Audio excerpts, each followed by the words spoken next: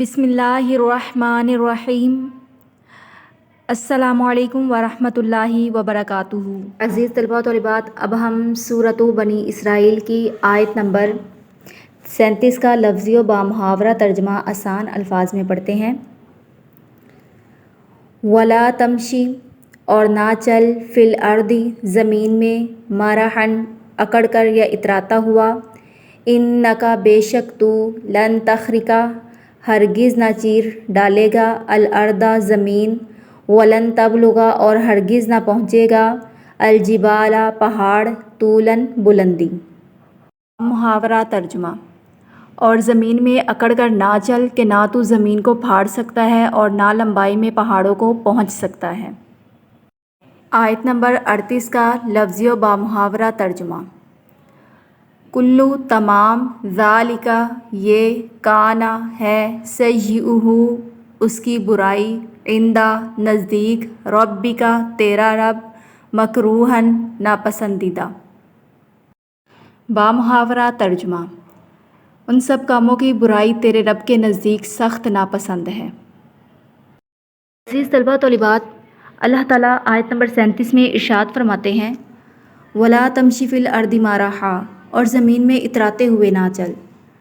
پھر ہمیں زمین پر کیسے چلنا چاہیے، اس کے بارے میں آپ کو بتاتی ہوں۔ یعنی تکبر و خود نمائی سے نہ چل۔ اسلام ہماری معاشرت اور رہن سہن کے طریقے بھی سکھاتا ہے۔ اب اس کے بارے میں ہم پڑھتے ہیں کہ کیسے طریقے ہیں جن کے مطابق ہمیں اپنی زندگی گزارنی ہے۔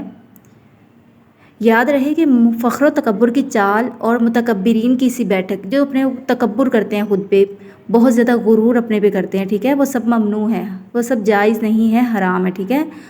ہمارے چلنے پھرنے، اٹھنے بیٹھنے میں تواضع اور انکساری ہونی چاہیے، گفتگو نرم ہو اور چلنا آہستگی اور وقار کے ساتھ ہو۔ متکبرانہ اور اوباشوں اور لفنگوں والی چال اللہ عز و جل کو ناپسند ہے۔ اب اس آیت سے ہمیں جو معلوم ہوا ہے کہ وہ یہ ہے کہ اسلام ہمیں صرف عقائد و عبادات کی ہی تعلیم نہیں دیتا، بلکہ ہماری معاشرت، ہمارا معاشرے میں رہن سہن کیسا ہے، اس کی تعلیم ہمیں بتاتا ہے کہ ہمیں معاشرے میں کیسے رہنا ہے۔ مسلمان کی زندگی کے ہر پہلو سے اسلامی پہلو کی جھلک نظر آنی چاہیے۔ ان مسلمانوں پر افسوس ہے جنہیں کفار کے طریقوں پر عمل کرنے میں فخر تو محسوس ہوتا ہے اور اسلامی طریقے اپنانے میں شرم محسوس ہوتی ہے۔ اس آیت میں فرمایا گیا ہے کہ زمین میں اتراتے ہوئے نہ چل، بے شک تو ہرگز نہ زمین کو پھاڑ دے گا اور نہ ہرگز بلندی میں پہاڑوں کو پہنچ جائے گا۔ عزیز طلباء و طالبات، معنی یہ ہے کہ تکبر و خود نمائی سے کچھ فائدہ نہیں ہوگا، خود کو ظاہر کرنے سے کچھ بھی فائدہ نہیں ہوگا، البتہ کئی صورتوں میں گناہ لازم ہو جاتا ہے۔ عزیز طلباء و طالبات، اب میں آپ کو اس آیت کی مناسبت سے چند سنتیں اور آداب بتاتی ہوں زمین پر چلنے کے۔ اگر موقع ہو تو راستے کے کنارے کنارے چلیں، نہ اتنا تیز چلیں کہ لوگوں کی نظریں اٹھیں، نہ اتنا آہستہ کہ آپ مریض معلوم ہوں، بلکہ درمیانی چال چلیں۔ اور اکڑتے ہوئے ہرگز نہ چلیں کہ یہ شرفا کی چال نہیں بلکہ احمقوں اور مغروروں کی چال ہے۔ چلنے میں بھی احتیاط کریں کہ جوتے کی آواز پیدا نہ ہو۔ راہ چلنے میں پریشان نظری یعنی ادھر ادھر دیکھنے سے بچیں۔ راستے میں دو عورتیں کھڑی ہوں یا جا رہی ہوں تو ان کے بیچ میں سے نہ گزریں۔ آیت نمبر 39 کا لفظی و بامحاورہ ترجمہ: ذالک، یہ، مما، اس سے جو، اوحیٰ، وحی کی جاتی ہے، الیک، تیری طرف، ربک، تیرا رب، من الحکمت، حکمت سے، ولا، اور نہ، تجعل، بنا، مع اللہ، اللہ کے ساتھ، الہًا، معبود، آخر، کوئی اور، فتلقیٰ، پس تو ڈال دیا جائے، فی جہنم، جہنم میں، ملوماً، ملامت زدہ، مدحورا، دھکیلا ہوا۔ بامحاورہ ترجمہ: یہ بھی من جملہ اس وحی کے ہیں، من جملہ مطلب تمام یا سب کے سب، جو تیری جانب تیرے رب نے حکمت سے اتاری ہے، تو اللہ کے ساتھ کسی اور کو معبود نہ بنانا کہ ملامت خوردہ مطلب شرمندہ اور راندہ درگاہ، ذلیل و خوار ہو کر دوزخ میں ڈال دیا جائے گا۔